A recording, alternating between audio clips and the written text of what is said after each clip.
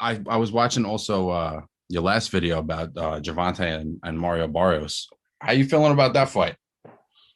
I mean, on paper, it's a good matchup. I mean, the kid is young, he's talented. I mean, I thought he actually lost against the Russian dude that he fought, the one that had Yep. like 7 fights and stuff. I Yep. thought he lost that fight. You know what I mean? And to fight somebody like Gervonta, who is definitely smaller, moving up in weight, he has more experience. He has quicker hands. He has great punching power. You Right. know what I mean? I think Gervonta is going to eat this kid up. Once he figures out how to get past the size advantage, it's going to be a no-brainer. He's going to beat this kid up. There's an element of it where it's a risk, inherently a risk, because he's moving up 2 weight classes. Mm-hmm. But it seems like there's a lot of unfinished business that he's leaving behind in these other 2 weight classes. Do you Oh, of do you course. think that that's something he wants to do, or do you think that's something that his team wants him to do? You know what I His mean? team. His team. Floyd is his promoter. Alice is his advisor. These guys are setting him up to be like Adrian Broner, what Adrian Broner could have been, but wasn't. But Adrian Broner was able to get a lot of opportunities because he had Al Heyman in his corner. That's why he's a 4 division world champion. Who did he really beat to become a world champion? I mean, he just won titles. He could claim that fame of being a 4 division world champion. And Gervonta is going to claim that fame of being a 3 division world champion. I mean, he's being put in good positions where the WBA, basically sets up titles for PBC. The WBA has these secondary titles, these interim titles. And it's similar, because you have other organizations like the WBO that favors Top Rank, and WBC. they do the same thing for Top Rank and everything like that. So, although that the WBO doesn't create multiple titles like the way WBC does, or even the way the WBA does, but the WBA is notorious for, creating these secondary titles for PBC fighters.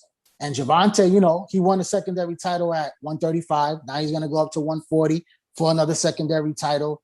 So he's going to call himself a 3 division champion, but in reality, he only won an official real title at 130 when he beat Pedraza. Right. And then he never fought any of the guys at 130 pounds. And let me tell you something, Gervonta, I'm not a fan of Gervonta, but I respect Gervonta because he is a very good young talent.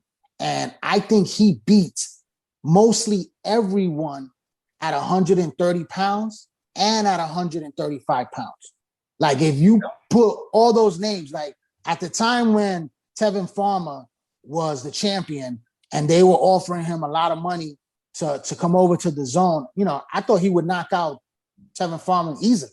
What I mean? But he never, right, and that's my problem with Tank is that, I think you could beat Jamel Herring. I think you could beat Miguel Bachel. And Bachel, to me, was the top dog at 130 pounds.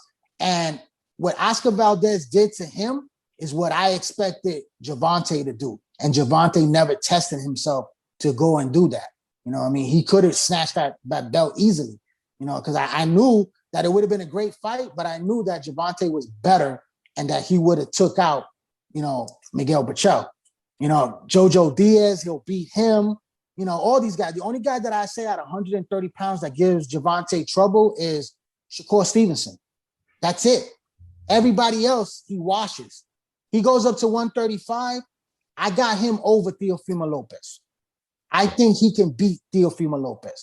Theo is good. He had a great performance against, Lomachenko, but I think Gervonta can edge Teofimo Lopez. And then you have Devin Haney, which is the only guy that I believe at a 135 that would give Gervonta the most trouble. Really? I think he washes everybody out. I think he washes Ryan Garcia out. I don't think Garcia is going to be able to beat him. I think Gervonta is that good that he could beat 98% of the fighters in those 2 weight classes.